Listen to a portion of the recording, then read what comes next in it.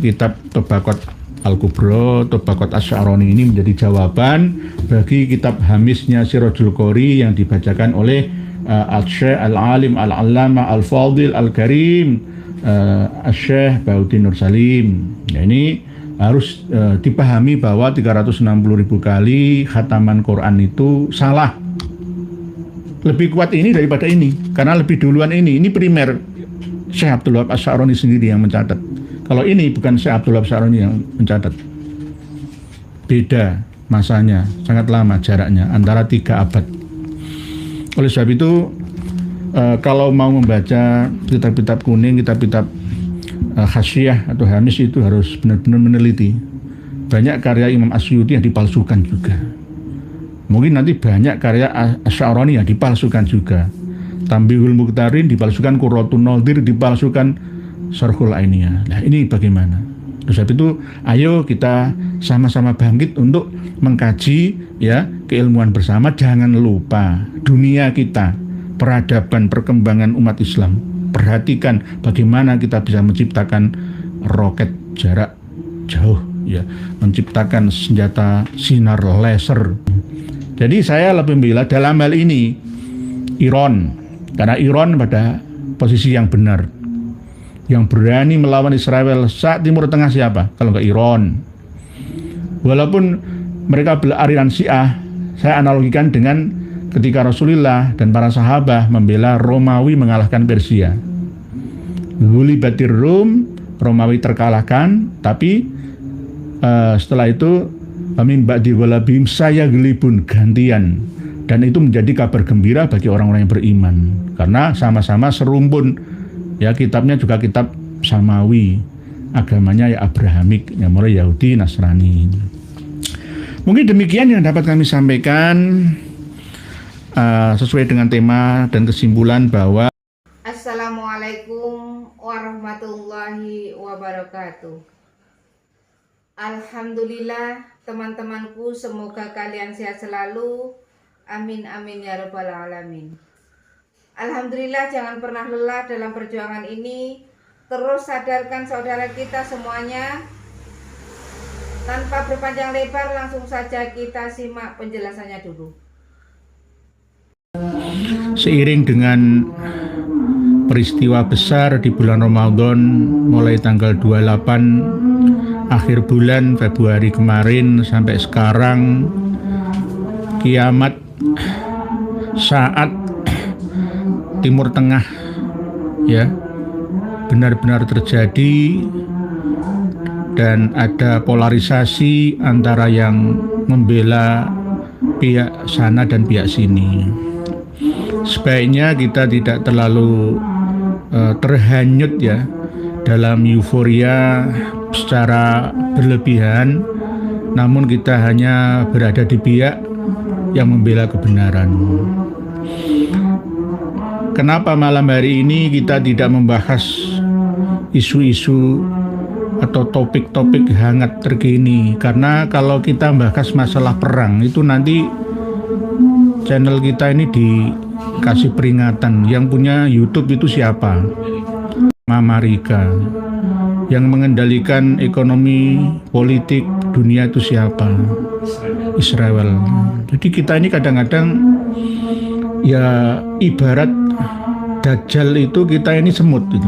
Kalau Dajjal itu raksasa, kita ini hanya seperti seekor semut, wong cilik itu. Nah, di bulan Ramadan tahun 1447 Hijriah ini benar-benar terjadi lagi setelah beberapa bulan yang lalu konfrontasi antara Iran dengan Israel terjadi. Ini terjadi lagi, malah lebih ngeri. Seorang pemimpin tinggi Ayatullah Ali Khomeini mati. Dalam aturan kedaulatan sebuah negara ini termasuk pelanggaran. Bagaimana sebuah negara bisa membunuh kepala negara yang tidak disukainya. Ini berbahaya kalau diterus-teruskan. Nanti Pak Prabowo nggak tunduk sama Amerika dan Israel sana, ya bisa dijatuhkan atau dibunuh. Nggak suka bunuh. Apalagi Amerika sekarang ini presidennya gila. Mohon maaf, presiden gila, haus darah.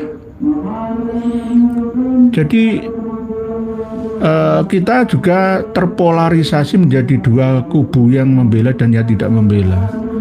Tapi coba dikembalikan pada hazanah azas kemanusiaan dan kedaulatan, pasti Iran ini akan ada pada posisi yang benar. Walaupun Iran ini Republik Islam Iran yang berhaluan Syiah Imamiyah misalkan, kita tidak berbicara seperti itu. Dalam surat Ar-Rum saja Rasulullah itu lebih membela Romawi daripada Persia pada waktu itu, karena Romawi itu serumpun agamanya agama Nasrani. Ghulibatir Rum fi adnal ardi wa min ba'di ghalabihim sayaghlibun, dan seterusnya itu. Fi adnal ardi itu. Ghulibatir Rum fi adnal ardi wa min ba'di ghalabihim sayaghlibun. Ini harapan Muslim pengikutnya Rasulullah di Mekah Al-Mukarramah itu, kemenangan ada pada pihak Romawi. Padahal Romawi itu juga dimusuhi oleh Islam dan memusuhi. Lah, ini sesama umat Islam. Walaupun Syiah Sunni, lah Syiah yang ada di Iran itu juga tidak semuanya Syiah yang dolalah, tapi ada yang mu'tadilah juga. Ya mohon maaf, justru peradaban Islam saat ini itu dikuasai oleh kaum Syiah yang ada di Iran dalam hal teknologi. Teknologinya luar biasa, mampu menciptakan roket hipersonik, ya, bukan supersonik tapi hipersonik, yang tidak bisa dibandingi oleh Muslim Timur Tengah lainnya. Ini nanti kalau jadi perang Timur Tengah, ya tidak peduli agamanya apa. Irak membela Iran, Lebanon membela Iran. Tapi di sisi yang lain, negara-negara Arab membela Arab Saudi. Arab Saudi membela Amerika dan Israel. Serba rumit memang. Politik sekarang ini serba rumit. Oleh sebab itu tetap dalam hal ini, ya, walaupun ada negosiasi, ya, antara Amerika dan Iran yang berlangsung di Oman, ya, di Muscat itu kurang berhasil. Ya, ini kan harus dilanjutkan kembali dan ditengahi oleh Dewan Keamanan PBB. Untuk apa Perserikatan Bangsa-Bangsa didirikan, disepakati bersama ada di muka bumi kita, kalau tidak untuk mengamankan, ya, antar pertikaian yang ada. Kalau Korea Utara ikut terlibat membela Iran, Rusia dan China membela Iran, ya bisa jadi war, perang dunia ketiga. Lah, Indonesia berada di pihak yang mana? Walaupun kita ini non-blok, tetapi tetap akan terpaksa terlibat atau dilibatkan karena kepentingan. Sama seperti Perang Dunia Kedua, Belanda jatuh ke tangan Nazi Jerman, Partai Nazi Jerman, Hitler, dalam waktu 4 hari saja. Karena apa? Pada waktu itu Netherlands itu netral, nggak membela Jerman, tidak membela sekutu. Tapi akhirnya dalam hukum perang itu nggak ada begitu, gitu loh. Abu-abu itu nggak diterima. Ya, tidak. Kalau tidak terlibat secara fisik, ya paling nggak secara ekonomi. Oleh sebab itu kalau bisa BOP 17 triliun itu, ya, tolong ditarik kembali. Tidak perlu, ya, menyepakati perjanjian damai dengan Palestina Israel, karena Israel sendiri melanggar perdamaian, Amerika juga melanggar perdamaian. Ya, 17 triliun itu cukuplah untuk mengentaskan kemiskinan yang ada di negeri kita. Kenapa ini kami sampaikan? Karena urgent, ya, bahwa mau tidak mau negara kita akan ikut terlibat dalam konflik skala internasional atau global, baik dalam segi ekonomi ataupun segi keamanan. Bahkan jenderal besar Israel itu ngancam-ngancam Indonesia, jangan ikut-ikutan ya. Karena apa? Mereka sudah punya orang-orang di sekitar kita.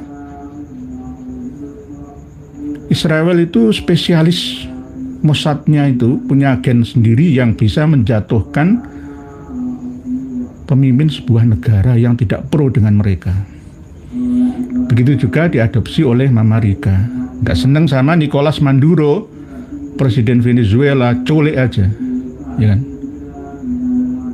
Pak Prabowo diancam, nggak tunduk, jatuhkan saja. Nah, nanti akan seperti itu kalau dibiarkan loh ya. Nah inilah memang sudah menjadi takdir Tuhan ya, akan ada manusia yang dikurangi jumlahnya di muka bumi ini dengan adanya peperangan-peperangan itu. Jadi kiamat saat itu sudah terjadi sejak 2011 yang lalu dengan dimulainya Arab Spring, kebangkitan negara-negara Arab. Sekarang diteruskan menjadi pergolakan baru, pertikaian antara Israel, Amerika, dan Iran. Iran jangan sampai memproduksi atau memperkaya uranium untuk teknologi nuklirnya. Tetapi ini kan kedaulatan sebuah negara. Nah nanti seperti yang diramalkan oleh Nabi kita, ada banyak pengikut Yahudi yang ada di Isfahan, Iran, yang akhirnya sukacita dengan kematian pemimpin Ayatullah Ali Khomeini, dan nanti akan menuju dari dalam. Begitu, selalu seperti itu. Pak Karno jatuh itu gara-gara apa? Gara-gara siapa? Kita semua tahu. Pak Harto sudah tidak dibutuhkan lagi gara-gara apa dan siapa. Kita semua tahu, walaupun saya ini bukan pengamat abal-abal, tapi pengamat yang tidak abal-abal. Sedikit tahu tentang kondisi negara kita. Oleh sebab itu kita harus waspada.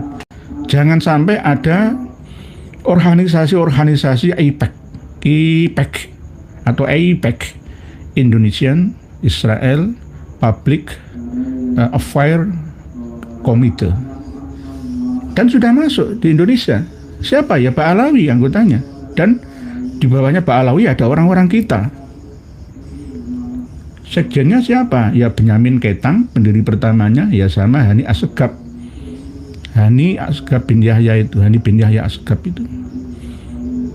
Dan beliau sendiri, Hani bin Yahya Assegaf itu mengakui lebih baik membela Israel daripada Palestina karena memang tuannya mereka. Jadi kalau Mossad, jenderal tertinggi Israel, ngancem-ngancem Indonesia, jangan macem-macem, ibu kota akan dilumpuhkan dalam waktu beberapa jam saja. Ya, bisa juga. Oleh sebab itu kita harus waspada, jangan sampai kita ini eker-ekeran. Apalagi membahas sesuatu yang tidak produktif atau kontraproduktif, gegeran dengan sesama warga negara, masalah babi, masalah edaran wali kota Medan dan lain, itu kontraproduktif lah. Hal-hal sepele seperti itu diindahkan, bahas belakangan saja.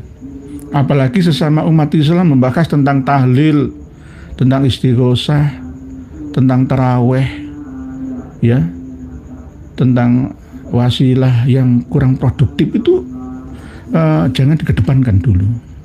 Ayo persatuan dan kesatuan bangsa, supaya bangsa ini menjadi kuat. Termasuk diantaranya adalah kalau di Iran itu ada prinsip pertahanan, ya, defense yang luar biasa. Di Israel ada teknologi Iron Dome namanya. Iron Dome itu penangkal jubah, kubah baja besi yang tak terlihat mata, yang langsung merespon serangan dari luar yang mau memorak-porandakan wilayah Israel sana. Nah, di Indonesia kami menulis dan mencetak buku membongkar ajaran khurafat KPI Ba'alawi. Ini termasuk Iron Dome kita. Iron Dome Indonesia itu ini untuk menangkal yang akan melemahkan saraf otak kita. Jangan sampai diputus, ya, saraf normal pemikiran kita menuju ke arah kebodohan. Mohon maaf. Kalau sudah bodoh, nggak perlu diserang senjata nuklir, nggak perlu diserang sama roket jarak jauh, nggak perlu. Diserang dengan khurafat saja sudah taslim semua, dikuasai semua akal-akal umat Islam dan warga negara Indonesia. Habis sudah, nggak perlu biaya banyak untuk menundukkan orang Indonesia ini. Oleh sebab itu saya mohon, Pak Polri, TNI, aparat, pejabat negara, ketika bertemu dengan habaib itu jangan tunduk mencium tangan. Ketika bertemu dengan ulama kiai jangan berlebihan. Tundukkanlah kalian itu sebagai seorang militer. Hormat sekedarnya. Jangan berlebihan, takluk, buta. Anda itu pelayan ya rakyat plus bangsa dan negara. Jangan sampai gitu loh. Kalau malaikatnya saja sudah dikuasai oleh nafsu syaitoniyah, ya bagaimana? Mohon maaf, jadi ini termasuk bagian daripada pertahanan negara, bagian daripada menanggulangi, membentengi khurafat-khurafat yang akan mencuci otak dan memutuskan saraf otak kita. Termasuk diantaranya adalah bahasan sesuai dengan tema 360.000 kali khatam Al-Quran dalam satu hari satu malam. Nah, ini penting ya untuk kita kaji lagi setelah kemarin itu supaya clear, karena banyak kiai yang protes ke saya, buktikan yai kalau benar-benar apa yang sampean sampaikan itu tidak benar. Itu maksudnya Gus Bah itu hanya sekedar membaca ya, tidak menganalisa itu. Dan kitab yang ada di hamisnya Sirajul Qori itu buatan atau khurafat saja, alias hoak ya statusnya. Nah, akhirnya saya jawab sekarang supaya clear semua. Sebelum menjawab, terlebih dahulu saya membaca tulisan panjenengan. Misteri Anadintia, sealim apapun gelar mentereng, kalau dari kaidah berpikir saja salah, maka tetap akan kalah sama yang benar dengan bukti. Nggih, Pak Mister Ian Aditya, nggih. Sekarang itu jangan kita menomor satukan gelar, ya mohon maaf nggih. Terus nomor satukan sosok, ya. Tapi nomor satukanlah data. Apa yang disampaikan itu baik data dan masuk logika, ya maka kita terima. Sama seperti ketika saya menyampaikan beberapa tahun yang lalu tentang tugasnya malaikat Israfil kan meniup trompet ya kan, sebagai tanda kehancuran atau kebangkitan ya. Itu adalah kiasan, metafor daripada kondisi perang saat ini. Sirine tanda bahaya perang di Tel Aviv, di Haifa, ya, di Bahrain, di Burj Khalifa, ya, atau Burj Dubai itu meraung-raung. Lah itulah yang namanya trompetnya malaikat Israfil sudah berbunyi, gitu loh. Sirine tanda bahaya atau bencana itu adalah bukti daripada hakikatnya ya, atas kode dari Allah Ta'ala yang memerintahkan kepada malaikatnya Israfil itu. Jadi terompet, jadi tidak menunggu nanti nganggur lah malaikat Israfil, nggak ada kerjaan. Sama seperti ketika pohon gorkot itu kami analogikan dengan Iron Dome. Pernah orang Israel itu bertanya kepada umat Islam ortodok, sesuai dengan redaksi yang ada, bahwa orang-orang Yahudi itu ketika nanti terjadi perang besar ya, sudah tidak pakai senjata modern, itu bersembunyi di bawah pohon gorkot itu, yang akhirnya sekarang orang-orang Yahudi banyak menanam pohon gorkot. Yahudi Israel bertanya kepada Muslim, apakah Anda masih percaya dengan adanya redaksi teks itu? Iya, kalian nanti akan bersembunyi di batu, tapi batu akan ngomong sama saya. Ya mukmin, ada Yahudi, ta'ala faktulhu, kecuali pohon gorkot itu. Lah, ketika orang-orang Yahudi mendapatkan jawaban dari umat Islam seperti ini? Jawabannya mesum saja. Ditertawakan kita. Ditertawakan karena kita masih memiliki pandangan pemahaman yang klasik dan klasik. Fungsi substansi daripada pohon gorokot itu sama, melindungi sebuah wilayah untuk bersembunyi, mengamankan diri. Ya Iron Dome itu tingkatannya masing-masing dan namanya juga berbeda-beda tergantung lokasi sebuah negara. Iron Dome versi Rusia ya beda lagi dengan Iron Dome versi Amerika, versi Hungaria, versi Finlandia dan seterusnya gitu. Nah, ini bagian daripada pemahaman lintas zaman. Konteksnya itu beda. Oleh sebab itu kita harus mampu mengadaptasikannya sesuai dengan konteks kekinian. Lah, orang-orang Iran itu mampu ya memahami antara teks dan konteks, data dan realita, yang akhirnya mampu mengembangkan senjata-senjata canggih seperti sekarang. Lah, dampaknya ya ada pada termasuk Indonesia ya. Di Bali aja kemarin sepi, banyak pembatalan penerbangan ya dari dan ya ke sana. Termasuk jamaah umroh kita, ada yang terkatung-katung di bandara, ada yang di sana nggak bisa ke sini kembali pulang ya. Macam-macam. Jadi bagaimanapun tetap kita akan kena imbasnya. Nggih. Pak Rahmat Saleh, walaupun Syiah aku ngefans sama Khomeini berkat temanku, nggih. Tidak semua Syiah itu dolalah dan tidak semua sunnah itu hasanah. Pernah saya sampaikan seperti itu. Jadi Syiah yang seperti apa dulu? Syiah Mu'tadilah, Zaidiyah itu diakui bahkan mirip dengan Ahlus Sunnah wal Jamaah. Jadi kita harus tahu kriteria antara Ahlus Sunnah wal Jamaah versi Aswaja Indonesia dengan Aswaja Timur Tengah sana itu beda. Beda, termasuk diantaranya ya Syiah ini. Kalau Syiah yang gulat, misalkan hulu ya, halu ya, Imamiyah yang ingin menundukkan semuanya dan mencaci maki sahabat Nabi kita, keluarga Nabi kita kecuali Fatimah Az-Zahra, ya, Sayyidah Fatimah Az-Zahra, ya kita tidak mengikutinya. Gitu nggih. Pak Ahmad Ghufrani, era berburu dan meramu, berganti dengan ladang berpindah, terus berganti dengan bertani menetap, terus berganti dengan era industri dan perdagangan, sekarang era berebut dan berperang. Nggih, Pak Ahmad Ghufrani, karena sumber daya alam ini banyak diperebutkan oleh manusia-manusia yang katanya bersumber daya manusia tinggi katanya untuk mengelola satu wilayah. Dajjal itu bilang, tanah yang gersang, suburlah, makmurlah.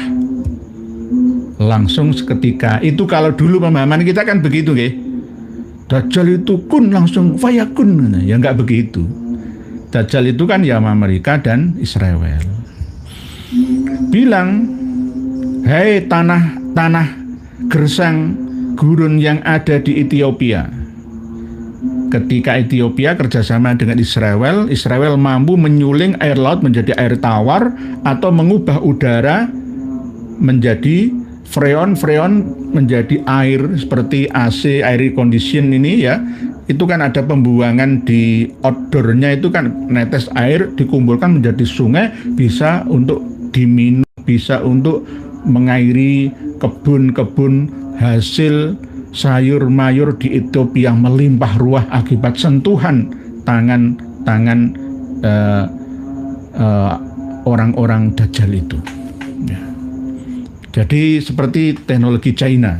Ya. Jadi Dajjal itu bilang, Mas keluar, ya keluar, tapi orang terus langsung keluar muncul, kayak diproses itu loh, diproses. Indonesia nggak mampu menggarap baterai yang ada di Morowali, Sultrang, Sulawesi Tenggara, akhirnya yang mendatangkan China ke sana. Nah ini kan ya sama seperti itu, nggih, Pak Ahmad Ghufrani, nggih. Jadi ada era-era seperti yang panjenengan tuliskan. Sekarang era merebut ya sumber daya alam termasuk minyak dan gas bumi, perdagangan. Karena untuk bertahan hidup, nah, itu kalau bahasa dulu itu dianalogikan dengan merebut air. Kalau nanti perang lagi itu sungai Eufrat mengering, ya dibendung oleh Turki, dibendung oleh Suriah, dibendung oleh Irak nggak komanan ya. Akhirnya perang saudara, itu juga bisa. Oke. Pak Rahmat, Pak Agus Saifullah, semoga Iran keluar sebagai pemenang dalam perang bergengsi ini, amin ya robbal alamin. Amin. Secara garis kebenaran saya membela Iran, mohon maaf. Karena apa? Iran itu berhak berdaulat, ya, berdaulat, negara yang berdaulat.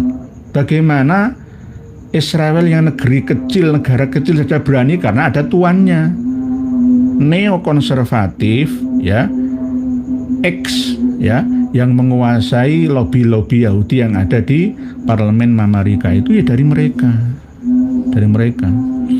Jadi walaupun negara yang tidak banyak sumber daya alamnya itu bisa makmur. Indonesia banyak sumber daya alamnya, tapi banyak yang tidak makmur, tidak bahagia rakyatnya. Gara-gara ya ini kita ini sendiri itu. Kita ini sendiri. Nggih. Berikutnya CK01 Waksmania. Assalamualaikum. Nggih. Pak Sarif Nur Zaman SST. Berubah mulai dari diri, keluarga, lingkungan sekitar, bangsa, baru mancanegara. Doakan yang terbaik saja, berpikir kepada yang dekat dulu, baru yang jauh. Tetap bersatu dalam kebenaran berbasis keilmuan. Nggih, Pak Sarif Nur Zaman, matur suwun, terima kasih. Ini kan tadi sambil mengomentari lah peristiwa terkini lah. Nanti dikira kami atau kita ini tidak peduli kan gitu. Kalau misalkan ada himbauan untuk demo nggak perlu. Kalau demo itu demo damai, damai lah. Ayo dirembuk lagi, ditengahi oleh negara-negara non-blok melalui Dewan Keamanan Perserikatan Bangsa-Bangsa. Masalah nuklir Iran ini, ya. Perdana Menteri Ismail Haniyeh tewas di Iran. Justru pemimpin tertinggi juga tewas. Apa yang tidak bisa? Nanti kalau dibiarkan, ini akan angkara murka kemana-mana. Seakan-akan bumi itu kecil, Dajjal itu kan besar ya. Bumi ini kecil, bisa dikendalikan. Wan lencai bonce. Assalamualaikum Teheran hadir dari Teheran. Pak Ali Bulurate. Sekarang banyak Gus yang merasa alim bukan dari orang lain tapi dia sendiri mengatakannya. Nggak boleh seperti itu. Kalau saya ini orang bodoh. Saya itu orang bodoh yang senang belajar. Jenengan ikutilah kajian kami mulai 4 tahun yang lalu itu. Saya itu ya belajar karena ilmu itu terus berkembang dinamis ya, mengikuti dinamika zaman. Nggih, begitu nggih. Pak Arsta Wijaya, info Trump di demo warganya dimakzulkan nggih. Baru kali ini ada presiden yang ngawuriyah terokohnya itu. Pak Rasuki Handoko. Assalamualaikum Bogor derek ngangsu Kiai. Mungkin Anda sehat untuk tidak bosan mencerdaskan kami. Oh siap, sama-sama Pak Rasuki Handoko. Pak Rasuki, kita ini sama-sama belajar bersama, berbagi, sharing ilmu, keilmuan bersama. Kembali ke tema. Sudah kami sertakan di bawah video kita apa yang menjadi karya dari Imam Abdul Wahab atau Syekh Abdul Wahab Asy'aroni. Kalau kemarin kita buka kitab Tambihul Mughtarin, sekarang ini kitab besar, yakni Tobaqat Asy'aroni. Tobaqat Asy'aroni atau Tobaqat Al-Kubra. Karena kalau kita mengkaji hamisnya Sirajul Qori yang disampaikan oleh Gus Bak kemarin itu, pengambilan referensinya dari mana? Harusnya kan dari Syekh Abdul Wahab Asy'aroni, muridnya Syekh Ali Al-Mursofi atau Al-Marsifi. Nah di sini diterangkan oleh beliau Syekh Abdul Wahab Asy'aroni sendiri. Jadi kan nanti buka halaman 362. Jenengan buka halaman 362. Pada nomor tokoh sufi, termasuk ini gurunya sendiri, yang ke-353, Asy-Syaikh Nuruddin Ali Al-Mursofi radhiyallahu anhu. Padahal kita cari di Wikipedia, di googling, di informasi mana itu sulit, karena ini termasuk tokoh sufi yang kurang masyhur lah. Tahun wafatnya itu 939, tapi tahun kelahirannya nggak diketahui. Karena ini mirip dengan Syekh Ali Al-Khawas. Gurunya sama-sama gurunya Syekh Abdul Wahab Asy-Sya'rani. Kana minal a'immah ar-rasikhin fil ilm walahul mu'allafatun nafi'ah fit tariq. Syekh Ali Al-Mursafi ini termasuk dari kalangan pemimpin-pemimpin agama yang selalu meneliti, ya, selalu bergumul dalam keilmuan, dan beliau memiliki karya-karya kitab yang bermanfaat, ya, dalam masalah torekoh. Jadi ini bahasa torekoh. Bahasa torekoh itu bahasa-bahasa yang tidak sama seperti bahasa syariat pada umumnya. Sama seperti ketika kita memahami makom. Makom itu bisa tempat berdiri, bisa posisi, bisa sebuah benda yang dibuat untuk sandaran orang yang sedang berdiri. Kadang pula dimaknai sebagai kuburan, makom. Nah, dalam tata bahasa Arab tergantung penempatan wilayah bahasannya seperti apa.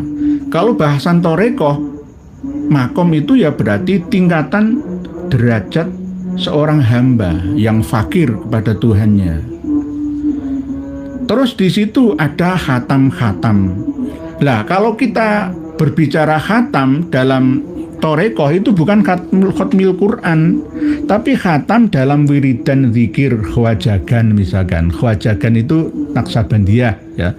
Itu punya zikir khatam khwajagan itu ya sepekan sekali malam Jumat biasanya bersama dengan syekhnya dan muridnya.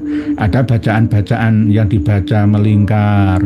Kadang-kadang cuma intinya saja yang dibaca yaitu la ilaha illallah, la ilaha illallah, la ilaha illallah, hu la ilaha illallah. Itu biasa begitu. Baik itu TKN, Thariqah Qadiriyah Naksabandiyah, begitu juga Thariqah Syadziliyah dan Syadziliyah Sya'rawiyah. Kadang-kadang seperti itu. Kubrawiyah juga begitu. Intinya mentok di la ilaha illallah, kalimah thayyibah, miftahul jannah itu. Intinya di situ. Jadi jangan dipahami khatam ini dengan pemahaman syar'i. Syar'i yang sering kita pahami selama ini adalah khatam Quran 30 juz. Padahal di dalam bahasan torekoh, khatam ini bukan khatam Quran, tapi kenapa kok difahami, ya, oleh ulama sufi dari Mesir abad ke-14, abad ke-13, ya. Di hamisnya Sirajul Qori ini langsung plus ada redaksi komunikasi antara Syekh Abdul Wahab Asy-Sya'rani dengan Syekh Ali Al-Mursafi ini. Redaksi kok langsung presisi, itu dari mana referensinya. Oleh sebab itu referensi yang paling primer, ya harus membuka karya asli dari Syekh Abdul Wahab Asy-Sya'raninya, yakni Tobaqat Asy-Sya'rani atau Tobaqat Al-Kubra. Ini terkenal dengan nama kitab Lawaqihil Anwar fi Tobaqatil Akhyar. Bisa dikatakan kitab Tobaqat Asy-Sya'rani juga bisa, Tobaqat Al-Kubra juga bisa. Ini karya beliaunya langsung, karena di hamisnya Sirajul Qori ini yang mengatakan itu Syekh Abdul Wahab Asy-Sya'rani. Nah, maka kita harus cari kitabnya, gitu loh. Ini sudah saya bagikan ke panjenengan semua. Ada 5 juz ini, 5 jilid.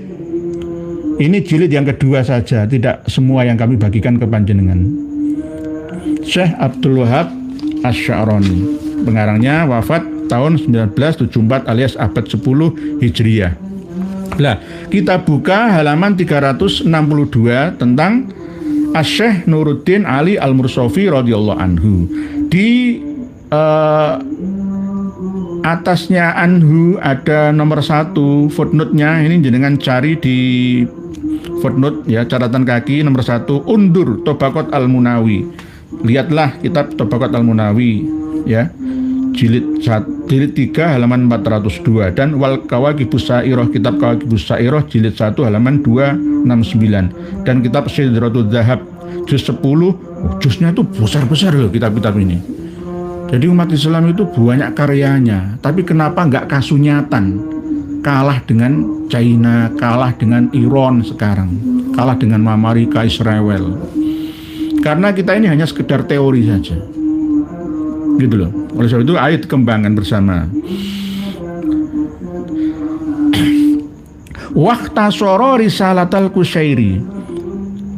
Syekh Ali Al-Mursafi ini juga meringkas risalah Al-Qusyairi radhiyallahu anhu dan berbicara wa takallama ala muskilatiha, berbicara tentang membahas tentang muskil-muskil yang ada di dalam kitab risalah Qusyairi.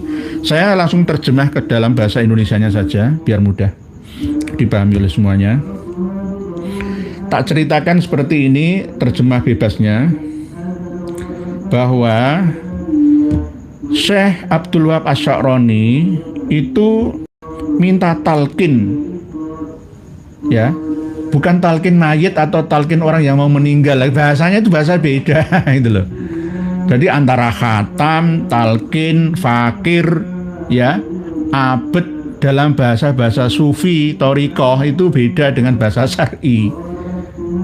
Sama seperti makom itu tadi. Pernah Muslim itu menggugat kesalahan Al-Quran, wattakhidhu mim maqami Ibrahim musalla, dan jadikanlah kalian dari makomnya Nabi Ibrahim itu tempat sholat. Padahal menurut pemahaman sejarah bahwa makomnya Nabi Ibrahim itu di Yerusalem, di Palestina sana, di makam keluarga di Hebron sana.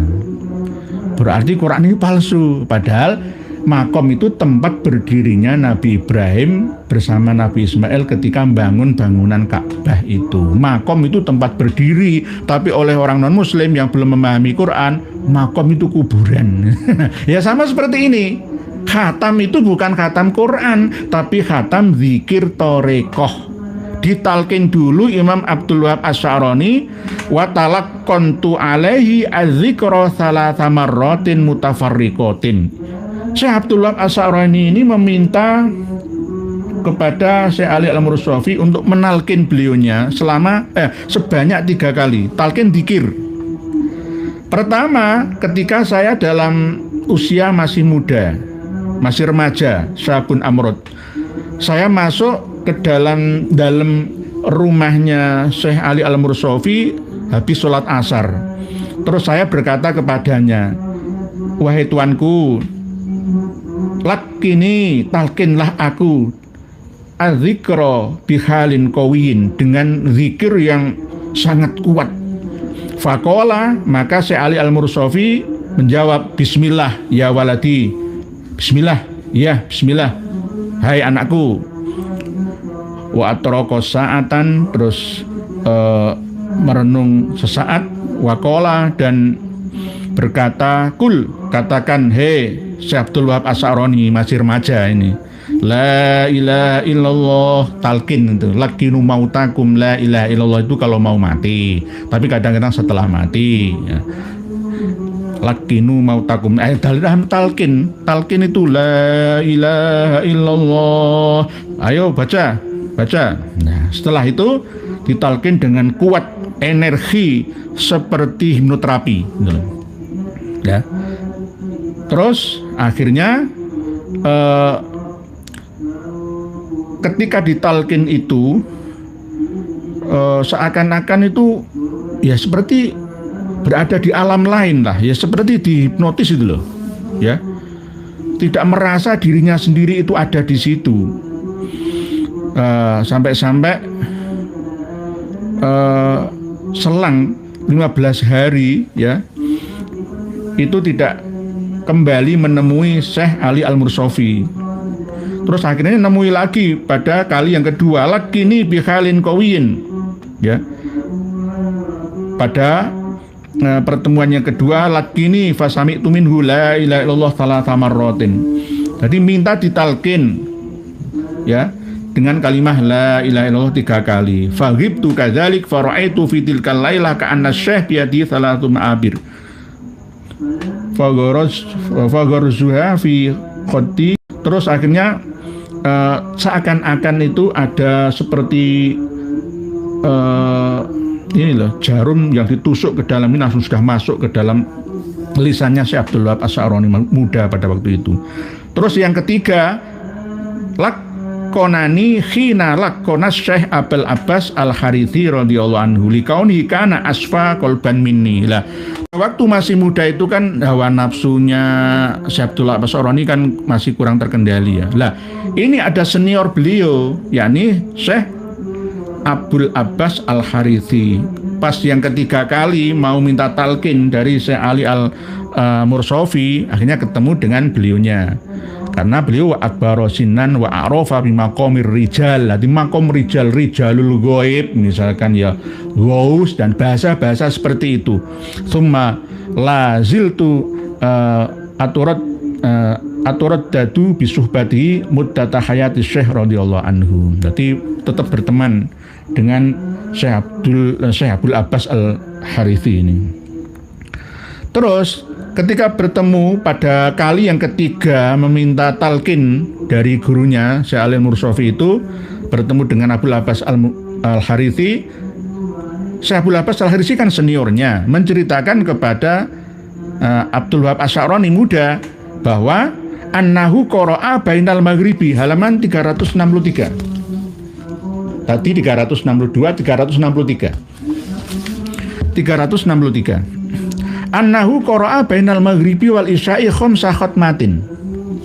Bahwa Syekh Ali Al-Mursafi itu membaca antara maghrib dan isya itu 5 kali khataman. Bukan khataman Quran, khataman zikir.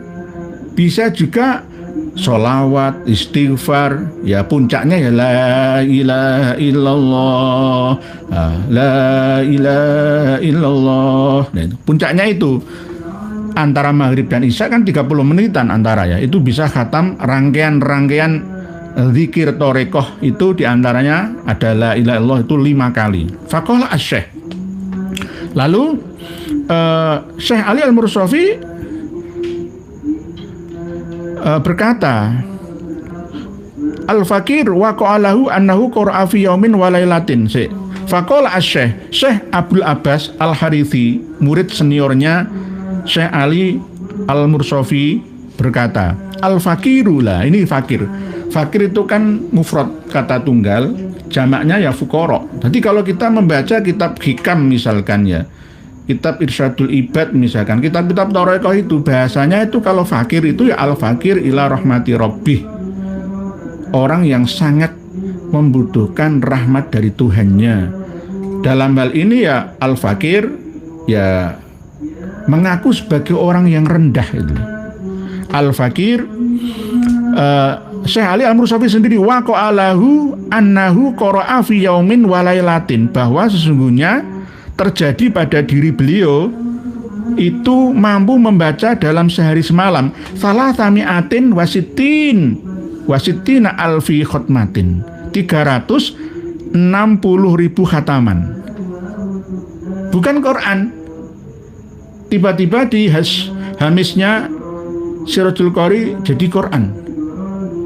Dari mana ini?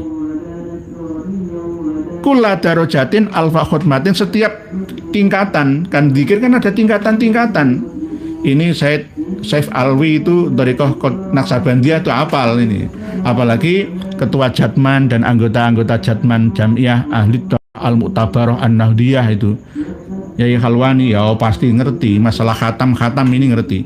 Jadi setiap tingkatan itu bisa khatam 1000 kali khataman. Lah kalau ada tingkatan 360 ya berarti 360.000 kali khataman dalam sehari semalam. Walaupun di dalam hamisnya Sirajul Qari diterangkan maddallahu li az-zaman. Kalau Gus Ba akan al-waqt ya semeh padha wae lah gitu. Maddallahu li, kenapa kok Anda bisa membaca 360.000 kali khataman dalam sehari semalam? Ya Syekh Ali Al-Mursafi. Ya ini tanyanya Syekh Abdul Wahab Asy'arani. Jawabannya adalah na'am, ya, saya membaca dengan huruf dan suara karena maddallahu li az-zaman. Allah memanjangkan kepadaku waktu atau zaman. Ikroman li Rasulillah sallallahu alaihi wasallam, alasannya adalah memuliakan pada junjungan Nabi besar Muhammad sallallahu alaihi wasallam. Li'anni min atbaihi, karena saya termasuk pengikutnya. Wa hadza amrun la tasahu al-uqul, dan seterusnya. Wa hadzuna min dzalika at-tasdiq. Kita harus membenarkan. Nah, nggak boleh membenarkan begitu saja tanpa mengkritisi dan meneliti sebelumnya. Karena khataman di sini ini dimaknai khataman Quran. Lah, aslinya dari data primer kitab Tabaqat Al-Kubra, Tabaqat Asy-Syarani ini bukan khataman Quran, tapi khatam dzikiran torekoan. Kalau sekarang ya khawajagan. Ya, khawajagan itu bahasa Persia, kumpulan antara syekh-syekh dalam berzikir bersama. Khawajagan itu, khawajagan atau khawajakan itu bahasa Persia itu artinya.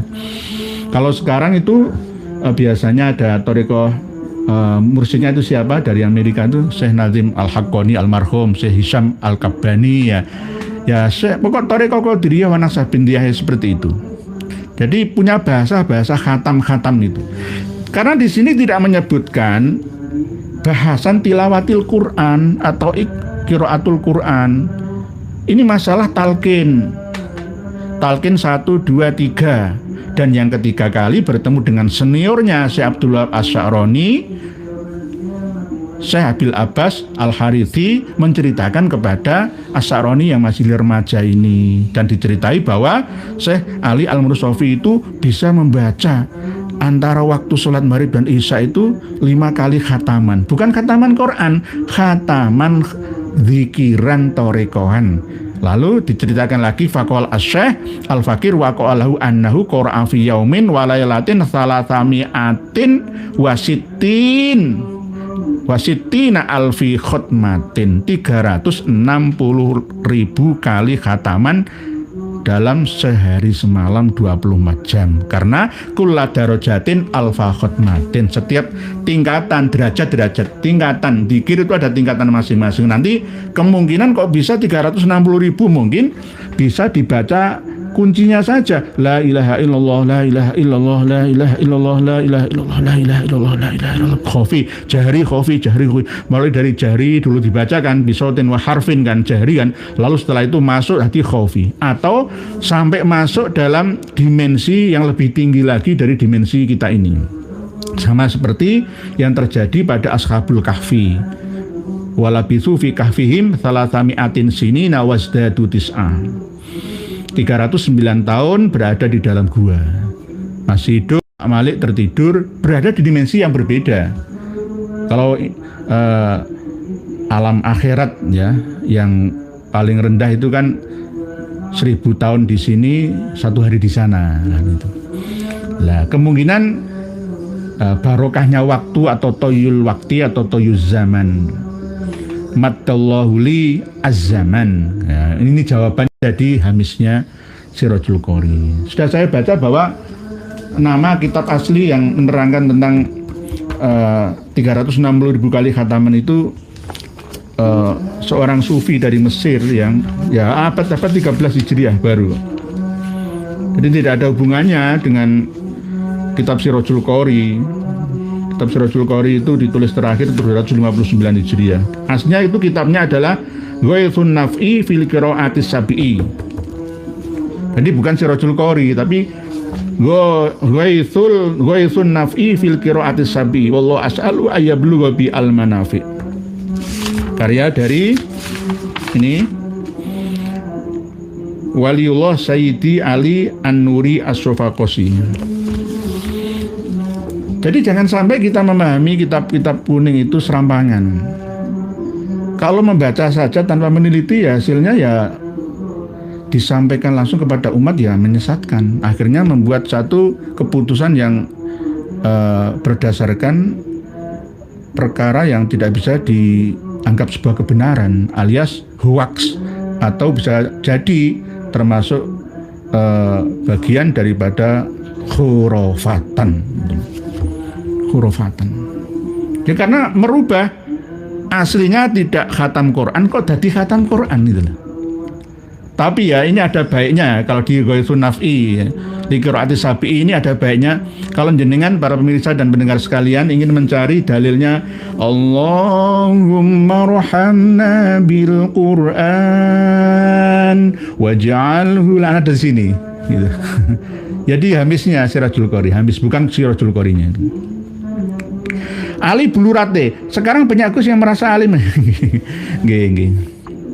Pak berikutnya Pak Ojan Jaya mireng maos Kiai Haji Nurhya mugia asal barokah amin sama-sama ya robbal amin amin. Begitu juga panjenengan Bu Sriwidya, negara kaya tapi rakyat sengsara, korupsi penyebabnya, sistem pemerintahan tak bisa meredam penyakit korup ini, ganti aja sistemnya yang baik untuk rakyat. Nggih.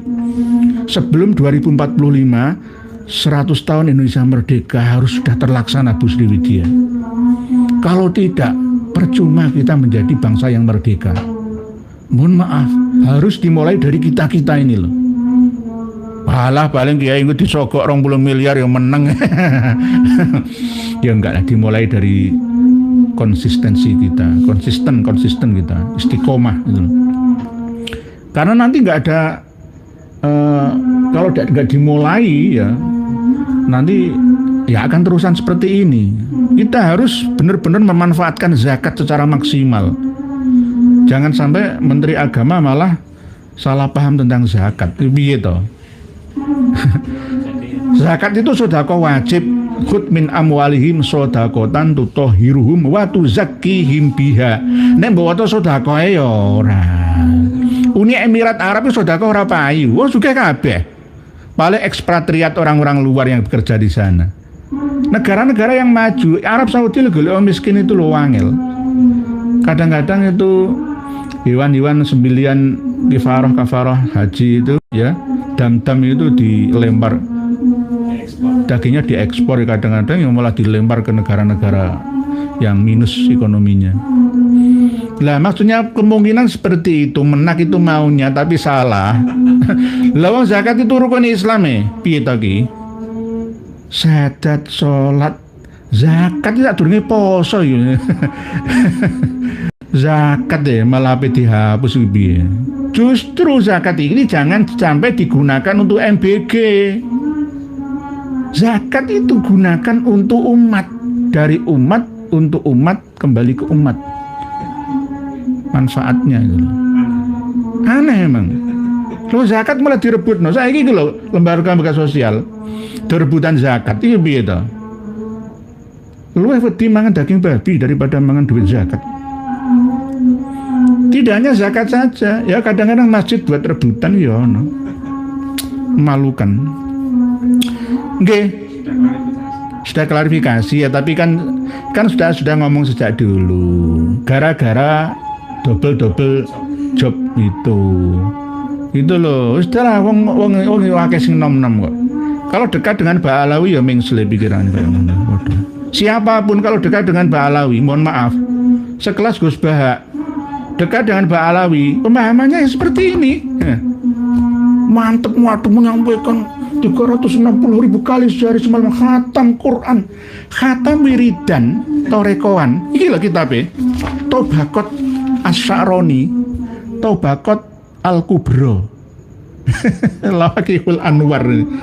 Jenengan buka 362, 363. Ojo dirubah ditambah-tambahi dhewe. Dulu. Ya sama dengan ketika kita memahami kalimat yang berbeda, versi syariat, ya versi hakikat, versi tarekat. Ya, lo dimaknai syariat kabeh ya ajur. Gitu. Nggih. Pak Mana Murad Teknik. Assalamualaikum warahmatullahi wabarakatuh. Semoga sehat kalau tidak cerdas dengan rakyat agar tidak mudah dijajah akidah dan harkat martabat rakyat dibodohi, dipakai dipajai sampai mati. Nggih.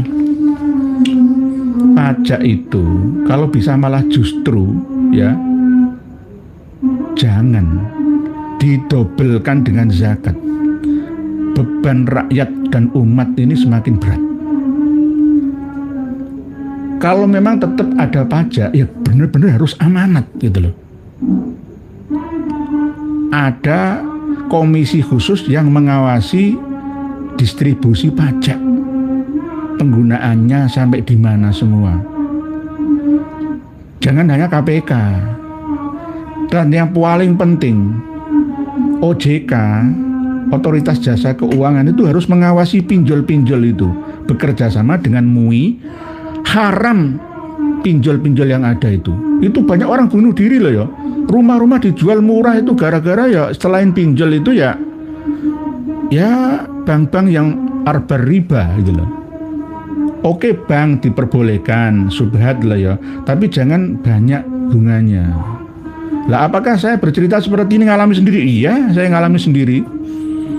Ada bank itu misalkan bank dari Singapura itu kalau ada KTA, kredit tanpa agunan ya itu telat 1 hari, angsurannya 300.000, dendanya 250.000, telat 1 hari.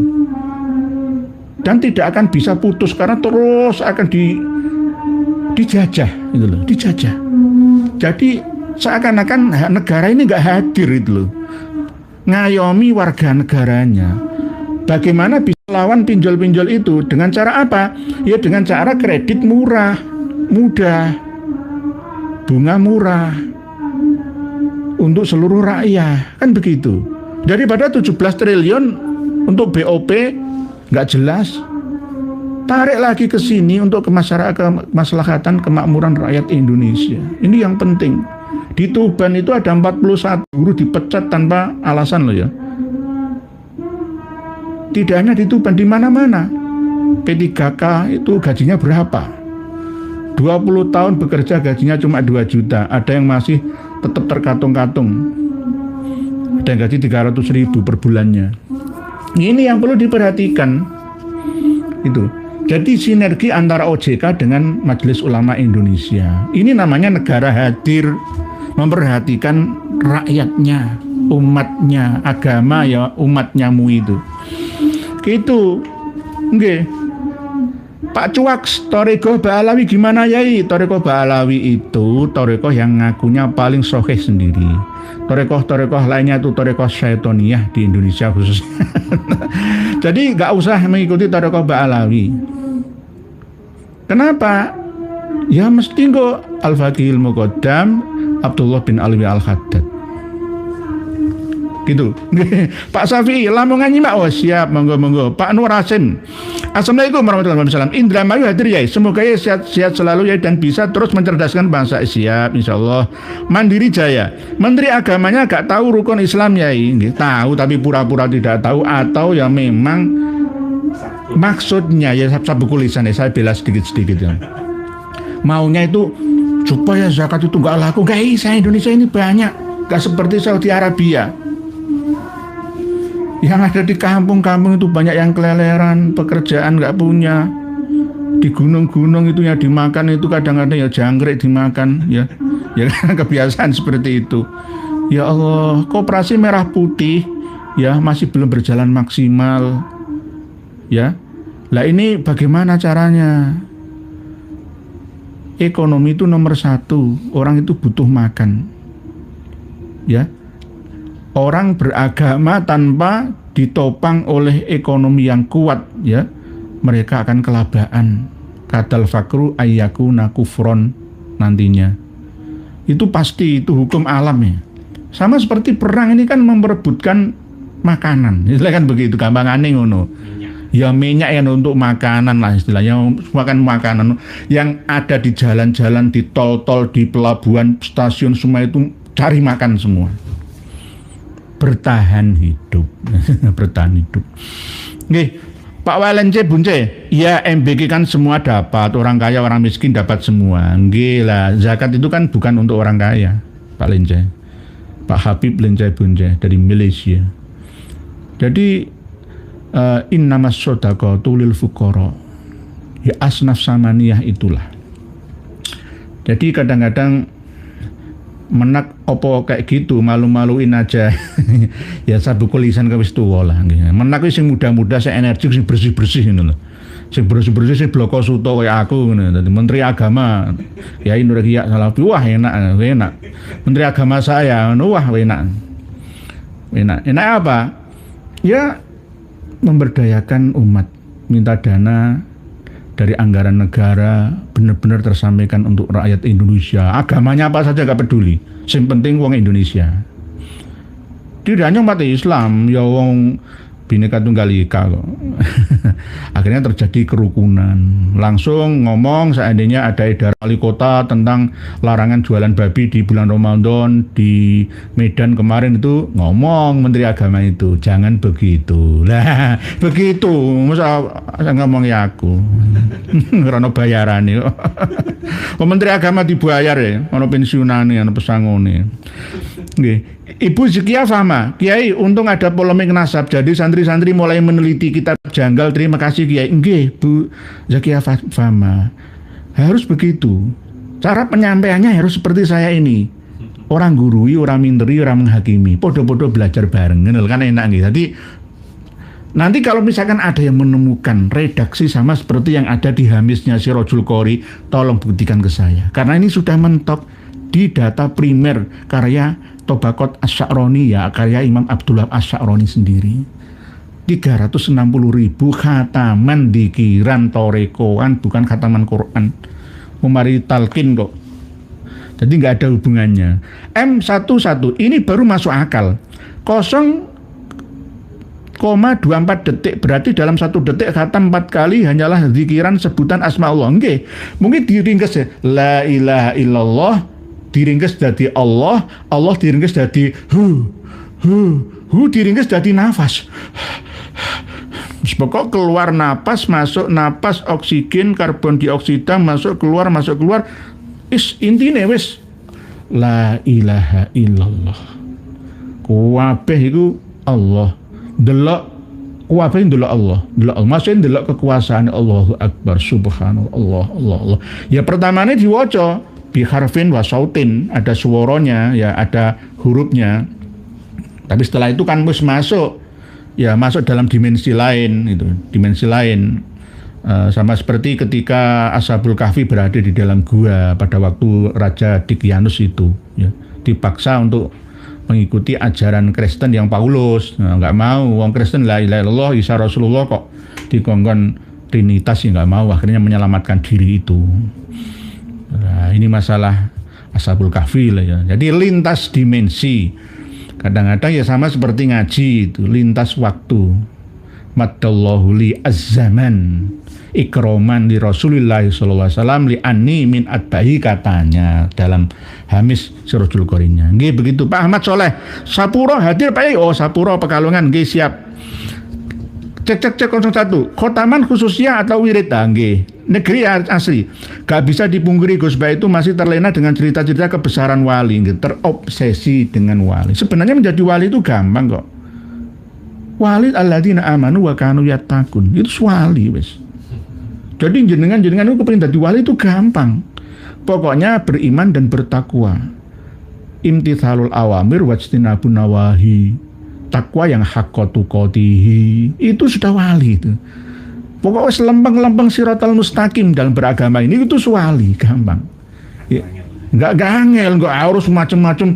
Kudune tirakat nang Gunung Pegat, ya gunung Amparan Jati, Gunung Sembung selama 3 tahun, nggak perlu seperti itu.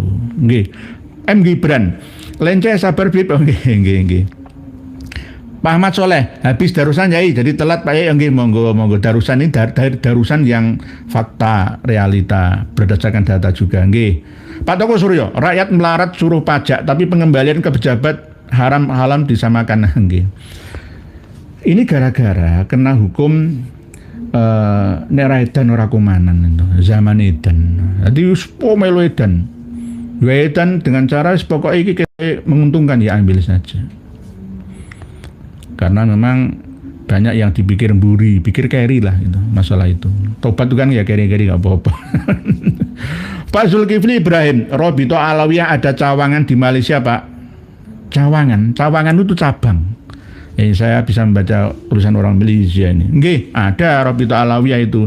Ya karena dulunya pendiri dari Robito Alawiyah ya Habib Alwi bin Thohir Al-Haddad itu mufti Johor Bahru Malaysia. Jadi dulunya itu ngarang kitab ya yang juga ya menerangkan tentang nasab Ba'alawi. sing komen tadi ya dibaca.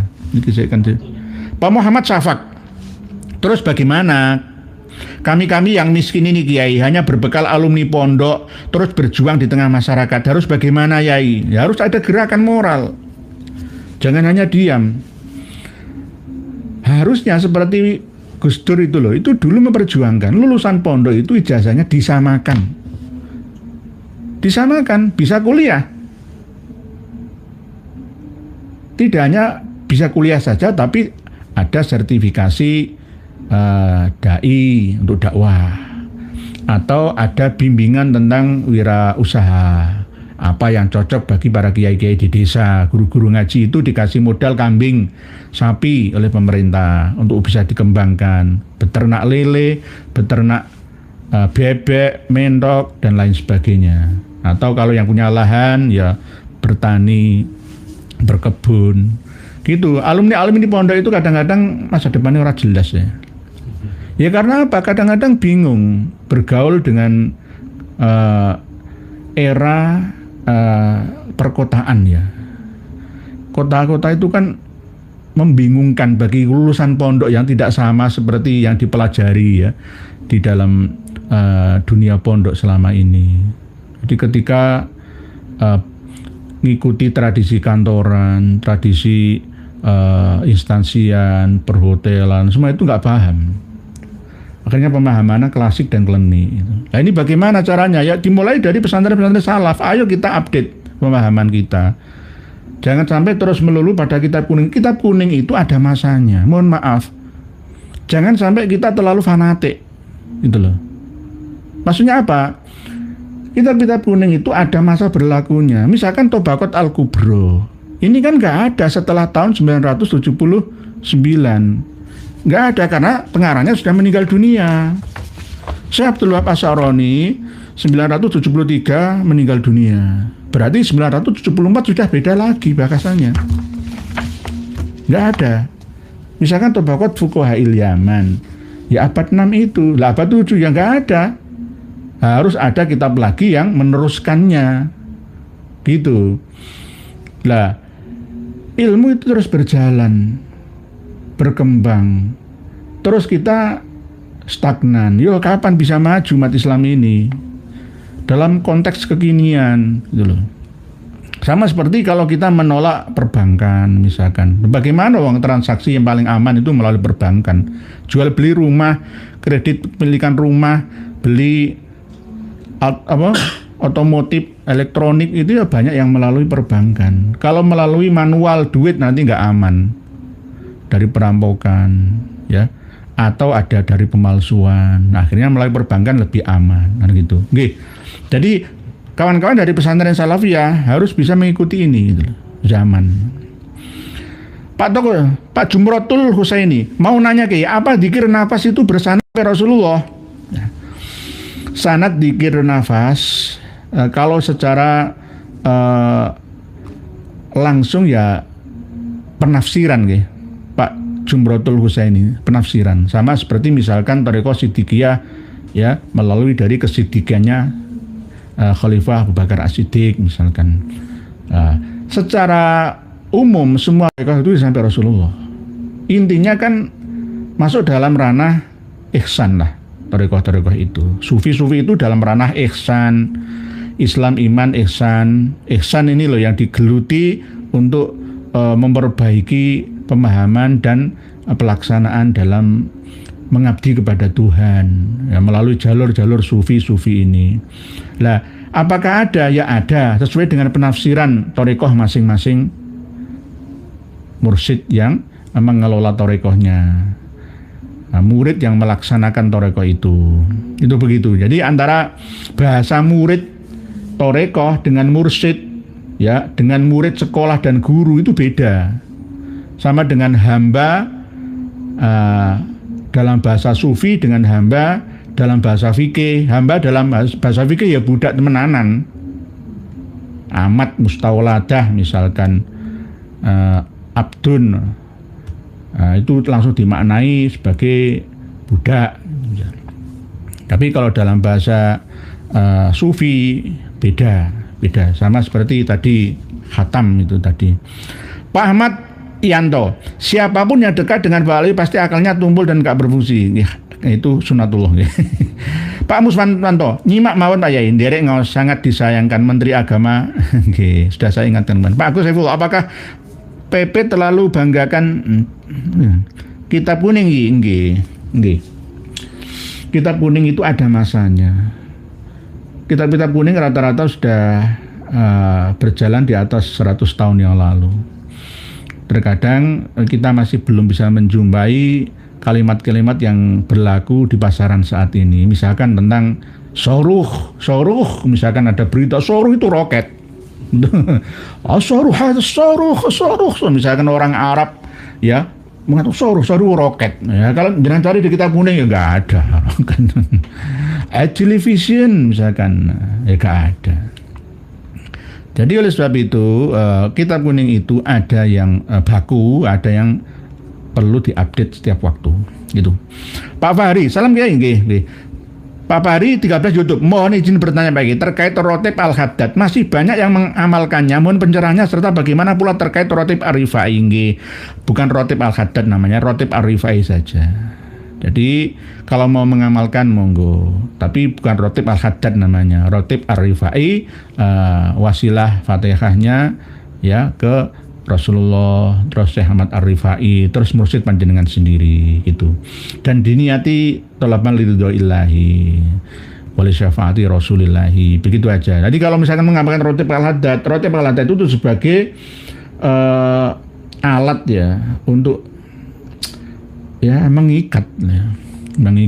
Di kampung-kampung ada jamaah terus sudah dirubah sajalah Rotib Ar-Rifai atau tidak.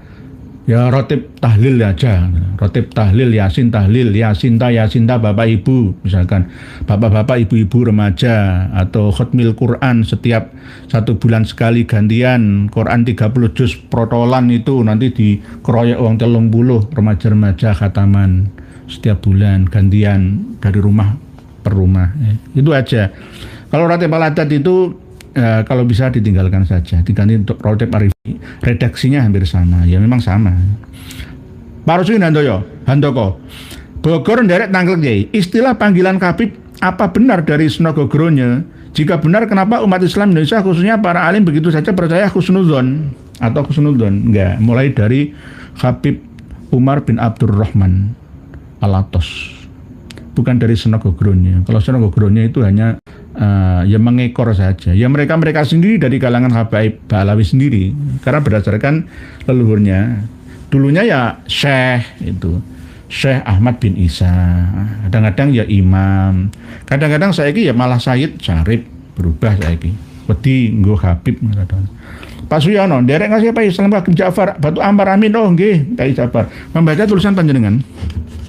Jadi masalah tema sudah jenengan kuasai nggih, sudah saya kasih, kami beri kitabnya.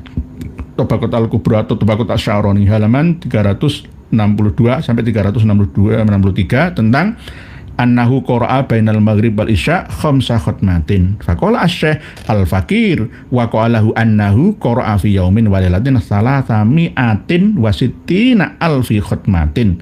Kullu darajatin alfa khatmatin. 360.000 khataman itu bukan khatam Quran, tapi khatam wiridan torekohan. Nah, ini saya membaca tulisan panjenengan yang tadi. Amanah ini harus dibacakan. Pak Jai, dari manakah sebenarnya agen Mossad Pak Yai? Katanya di Indonesia ada, apakah Intel kita gak tahu? Oh tahu, cuma dananya kurang cukup. Jadi Intel kita kadang-kadang ya ala ora. Kan sudah jelas, ngaku sendiri atas nama organisasi dari Jember, Benyamin Ketang yang mendirikan bersama dengan sekarang sekjennya itu kan siapa? Ya Habib Hani bin Yahya Assegaf itu. Terus bagaimana kita diam? Jadi kalau ada jenderal Israel mengatakan Indonesia jangan macam-macam, kalian sudah kami kepung. Iya, Habib itu bisa dimanfaatkan oleh mereka karena sama-sama plat G. Terus kita bisa apa? Kita hanya husnudzon saja. Intel kita ini mohon maaf bekerja Kalau tidak ada dana, kopi, tehnya ya nggak jalan. Mohon maaf, semua itu perlu biaya. Anggaran untuk intelijen kita harus dikuatkan. Pertahanan, ya, BAIS, BIN kita harus kuat semuanya. Nggih, Pak Jai.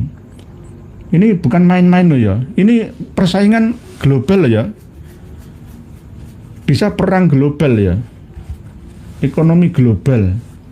Kalau kita nggak hati-hati, kita ini dicengkeram. Ini sudah bukti kan, Indonesia ada perjanjian-perjanjian yang tidak menguntungkan kita kan. Perjanjian yang merugikan bangsa dan Indonesia. Sampai anak cucu kita loh, ada yang sampai 60 tahun yang akan datang ya. Kereta api cepat Jakarta-Bandung itu loh ya. Belum lagi tol-tol itu banyak yang masuk ke perorangan atau swasta. Kenapa tidak masuk langsung ke kantong-kantong kita? Intinya kita ini masih belum bisa ngewongno wong. Dianggap wong-wong desa itu bodoh-bodoh. Wong cilik itu goblok-goblok. Padahal pewaris negeri itu mereka-mereka. Rakyat jelata yang tidak punya pekerjaan. Jualan takjilan diobrak, dirusak, ya, dibongkar dan lain sebagainya. Itu nasib lah rakyat kecil. Padahal itu pewaris negeri kita, diperjuangkan oleh nenek moyangnya, ngusir Belanda. Sekarang malah dikuasai sama pengikutnya Belanda itu. Oke. Yang paling penting adalah ini, monggo dibeli buku ini. Ini sudah hampir 1000 terjual. Mau habis ya. Kita akan cetak lagi 1000 lagi. Dibeli untuk antisipasi generasi kita saat ini dan nanti. Ini termasuk Iron Dome versi Indonesia. Bu Zainzita, Assalamualaikum. Waalaikumsalam. Entah mengapa pelan tapi pasti Allah memperlihatkan sisi cacat logika, sesat berpikirnya Gus Bak. Salah satu dampak positif polemik nasab, nggih Bu Zainzita. Jadi polemik nasab ini tidak hanya ngurusi nasab atau dikatakan begal nasab saja, enggak, melebar kemana-mana, termasuk bongkar pemahaman klasik kita menuju ke pemahaman yang terupdate, terkini, kekinian itu. Termasuk ketika kita memahami misalkan tentang bagaimana kita mengilmiahkan Ashabul Kahfi misalkan, gampang itu. Gampang. Gampangnya di mana? Ya walaupun secara akli nggak masuk, tapi karena di Al-Quran menyebutkan, ya maka kita harus mencari ya data yang ilmi pendukungnya. Tidak hanya di gua Ashabul Kahfi saja. Terkadang orang yang naik-naik gunung itu ya masih hidup selama ratusan tahun di sana. Tapi ketika mau kembali ke dunia, khawatir tidak bisa menyesuaikan keadaan, akhirnya stres dan meninggal dunia. Ashabul Kahfi tidak lama hidupnya dan dimakamkan di Yordania itu. Tapi ada lagi Ashabul Kahfi, guanya itu, kahfinya itu ada di Turki. Ada beberapa versi. Tapi kalau yang di Yordania itu kelihatannya lebih kuat ya. Ditemukan sesuai dengan arkeologi tahun 1963 itu. Itu ada Ashabul Kahfi beserta dengan anjingnya 8 itu. Nah, ini namanya lintas dimensi. Sama dengan lenyap, tidak terlihat mata manusia, tapi berada di dimensi yang lain. Ini kalau di Kalimantan itu sudah biasa, di Papua itu sudah biasa, di hutan-hutan itu sudah biasa. Ya, di pantai-pantai pinggir lautan itu sudah biasa hal seperti ini. Lintas dimensi lorong waktu itu. Lorong waktu itu. Nggih Bu Zainzita. Pak Joko Nur, Assalamualaikum Pak Nur. Dari ngasih dan semoga Allah memberikan kesehatan. Amin, matur suwun Pak Joko Nur. Pak Monggo mana? Kalau Pondok Temboro tiap tarawih khatam 30 juz. Apakah itu wajar atau cuma klaim? Setelah itu sahur, subuh, lanjut kelas pondok. Mboten 30 juz. 30 juz 1 bulan Pak Monggo Pramana. Nek 30 juz 1 malam enggak percaya aku. Enggak percaya ini sama dengan hoak, sama dengan kurofat itu. Kalau saya buka kitab karya Imam Syamsuddin Az-Zahabi, juz 13 enggak salah. Itu pentahkiknya pernah bilang bahwa kok ada, seandainya ada orang yang mampu menghatamkan Al-Quran sehari 8 kali, saya akan menolaknya. Jadi di halaman 426 Syiar A'lam An-Nubala Az-Zahabi itu mencatat tentang ketika ada orang yang mengaku faqara'tu ilal asri thamana khutmatin. Ada yang pernah melakukan pada hari Jumat sehari itu bisa menghatamkan 8 kali. Hakahu Yahya bin Mandah fi tarikhihi. Lalu di sini dijelaskan oleh pentahkiknya, hadza ghairu ma'qul, ora masuk akal. Ora masuk akal. Wala huwa dakhilun fi nitaqil jaiz. Fa innal hafid mahma kana qawiyul hifd la yatayassaru lahu ayyahtimal Quran marratan wahidatan bi aqalla min asri sa'atin. Jadi secara normal ngatamno Quran 30 juz kuwi ya 10 jam. Lah kok sehari 8 kali khataman ora percaya. Kawa ma'lumun aw musyahidun. Fa kaifa yaqra'u fi hadhil fatrah thamana khatmatin? Ya, ini di Syiar Alam An-Nubala Adzabi. Jadi ulama-ulama sekelas Syamsuddin Adzabi dan lain sebagainya itu orang-orang yang benar-benar logis ya, sesuai dengan keilmuannya ya. Jadi tidak ngawur, pokoknya diawur wae, pokoknya orang masuk akal itu masuk karomah gitu aja. Gitu aja. Strimon ora usah digawe masalah kan gitu. Enggak bisa begitu. Nggih, Pak Mas Permana. Jadi 30 juz itu setiap malam 1 juz, oke, saya percaya. Tapi kalau satu malam 30 juz saya nggak percaya. Di Temboro nggih, pondok Temboro Magetan nggih, nggak percaya. Sampai subuh, sampai sahur, lanjut kelas pondok. Kita itu kadang-kadang beragama itu kadang-kadang berlebihan. Berat. Nah. Jadi ala inna hadzal din yusrun. Ingatlah bahwa beragama itu mudah. Yassiru wala tu'assiru. Wala yusaddatin illa ghalabau. Orang yang selalu menjadikan berat agamanya, dia akan terkalahkan, akan kewalahan sendiri. Jadi enggak usah saya harus cari kan, kerja dunia akhirat hasanah gitu. Okay. Pak Rifangga, assalamualaikum. Ada pertanyaan, aku tinggalkan Al-Quran dan Ahlul Bait. Ini statusnya hadis apa Pak Yai? Bukan Ahlul Bait, hadis yang masyhur, yang sahih itu taraktu fikum amro ini lantadillu in tamassaktum bihima, kitab Allah wa sunnata rasulihi. Ya, Quran dan hadis itu loh. Tapi ada sebagian riwayat Tirmidzi mengatakan dan riwayat yang lain itu wa itrati ahli baiti. Oleh sebab itu ini yang dipahami oleh Kang Mas Taufik bin Abdul Qadir As-Sekaf, bahwa ente mengikuti Quran tapi tidak mengikuti Habib, ya sesat ente.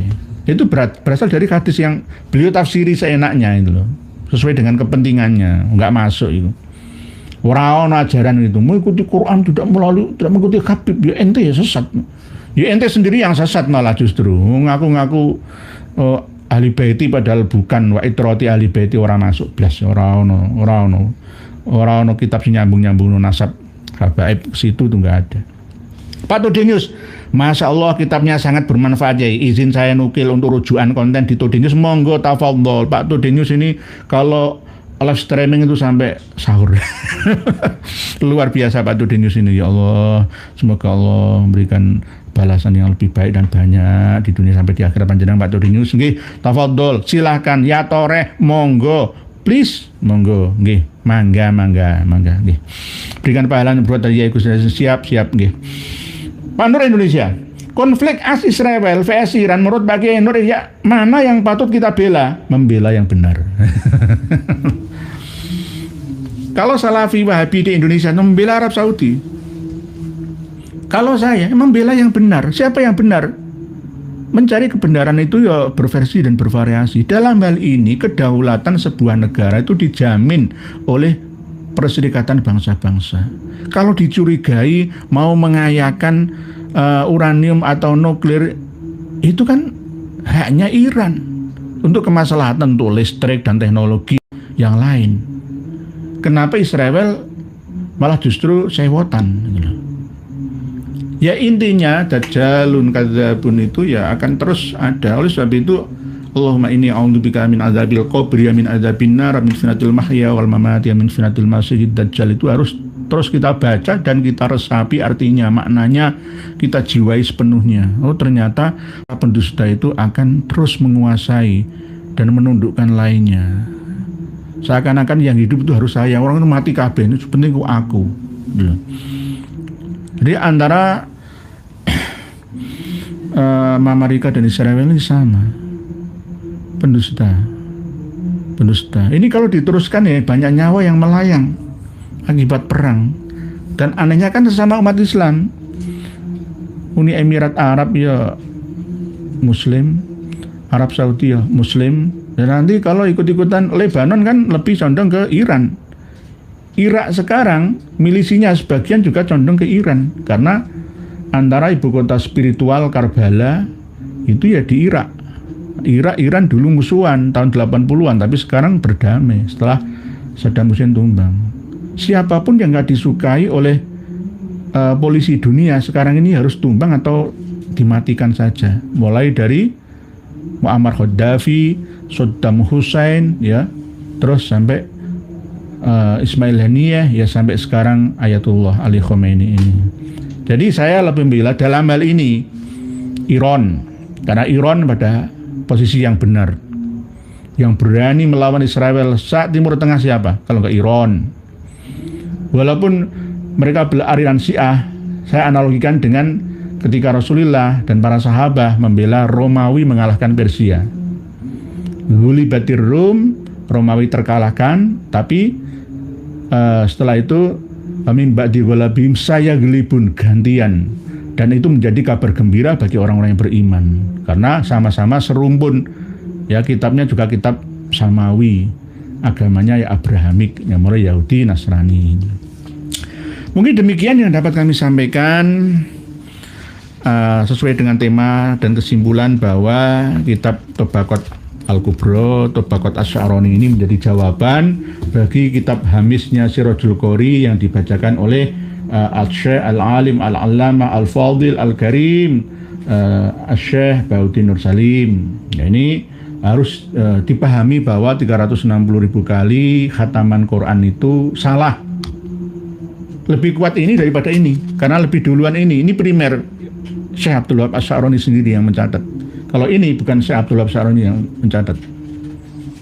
Beda masanya, sangat lama jaraknya, antara 3 abad. Oleh sebab itu, kalau mau membaca kitab-kitab kuning, kitab-kitab Hasyiah atau Hamis itu harus benar-benar meneliti. Banyak karya Imam Asyuti yang dipalsukan juga. Mungkin nanti banyak karya Asy-Sya'rani yang dipalsukan juga.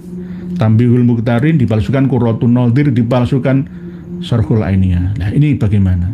Oleh sebab itu, ayo kita sama-sama bangkit untuk mengkaji ya keilmuan bersama. Jangan lupa dunia kita, peradaban, perkembangan umat Islam.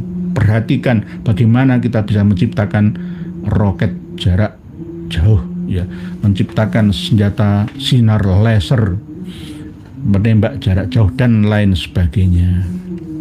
Mungkin demikian, mohon dimaafkan jika ada kesalahan apa yang kami sampaikan, karena kami ini makhluk khata' wa nisyan, masih tetap menerima masukan, ya, karena ini bagian daripada kajian yang berbagi informasi secara keseluruhan, sharing, saling mengingatkan satu sama lain. Demikian, wallahu alam, wassalamualaikum warahmatullahi wabarakatuh. Alhamdulillah, semoga bertambah sadar para pengikut mereka habaib. Sudah saatnya kita pribumi bangkit lawan semua doktrin mereka habaib.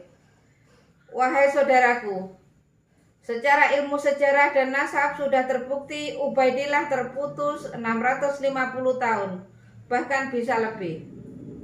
Dan secara ilmu filologi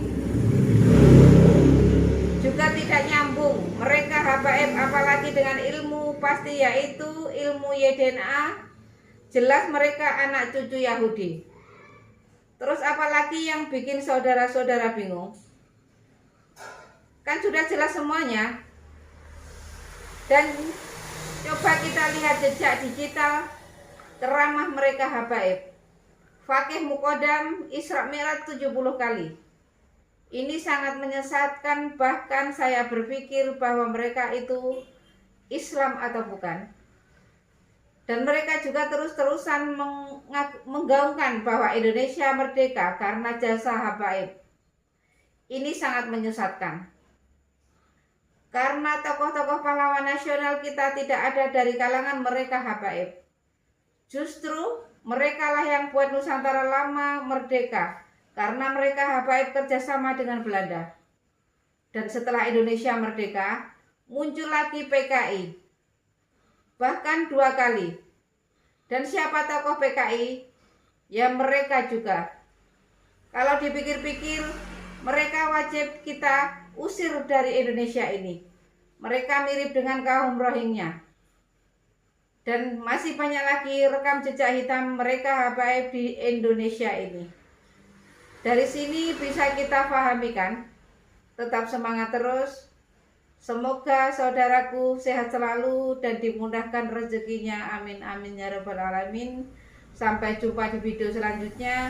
Akhir kata, wassalamualaikum warahmatullahi wabarakatuh.